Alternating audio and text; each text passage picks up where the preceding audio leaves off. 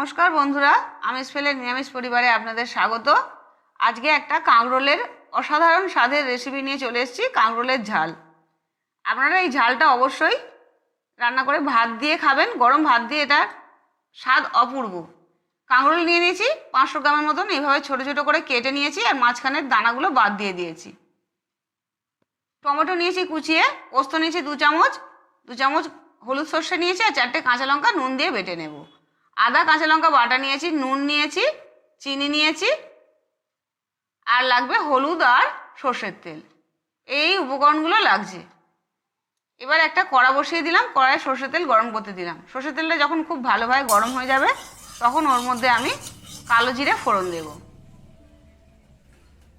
1/2 চামচ মতন কালো জিরে দিয়ে দিলাম আর সামান্য পরিমাণ হিং দিয়ে দিলাম। কালো জিরে আর হিংটা যখন ভালোভাবে ভাজা হয়ে যাবে তখন পরিমাণ মতো নুন দিয়ে দিলাম। নুন দিয়ে কাঁকরোলগুলো আমি ভেজে নেব। কাঁকরোলগুলো খুব লাল লাল করে ভাজবো না, একটু নরম করে ভেজে নেব একটু হলুদ বাটা দিয়ে। এবারে নুন আর হলুদ দিয়ে যখন কাঁকরোলটা ভাজা হয়ে যাবে তখন আমি একটু তুলে নেব। কাঁকরোলটা ভাজা হয়ে গেছে, এবার তুলে নেব। যারা কাঁকরোল ভালোবাসে না অবশ্যই এইভাবে বানাবেন, দেখবেন খুবই সুস্বাদু হয়। এবার সর্ষে পোস্ত কাঁচা লঙ্কার যে পেস্টটা ছিল ওই বাটাটা দিয়ে দিলাম। পরিমাণ মতো নুন দিয়ে দিলাম, বাটিটা ধুয়ে একটু অল্প জল দিয়েছি। সামান্য পরিমাণ চিনি দিয়ে দিলাম, 2টো কাঁচা লঙ্কা আর টমেটো কুচিটা দিয়ে দিলাম। আপনারা টমেটোর বদলে 2 চামচ টক দিয়েও দিয়ে দিতে পারেন।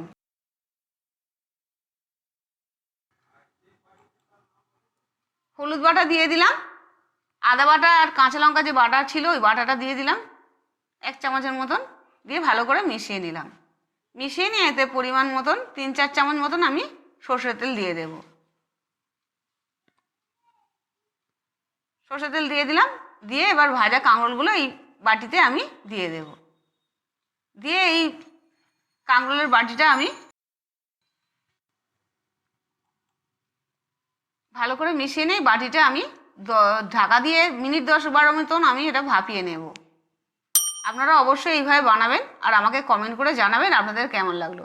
আরও একটু জল দিয়ে দিলাম সিদ্ধ হওয়ার মতন, দিয়ে এটা আমি ঢাকা দিয়ে একটা বড় ডেচকিতে আমি জল বসিয়ে দিয়েছি।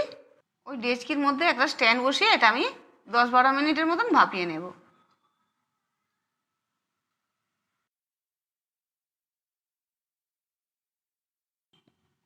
বেশি সময় লাগে না, 10-12 মিনিট পরে এটা ঢাকাটা চাপা খুলে আমি যখন ঠান্ডা হবে তখন এটা পরিবেশন করব। দেখুন রান্নাটা কেমন হয়েছে। নতুন বন্ধুদের রান্নাটা যদি ভালো লাগে তাহলে চ্যানেলটা সাবস্ক্রাইব করার অনুরোধ রইল।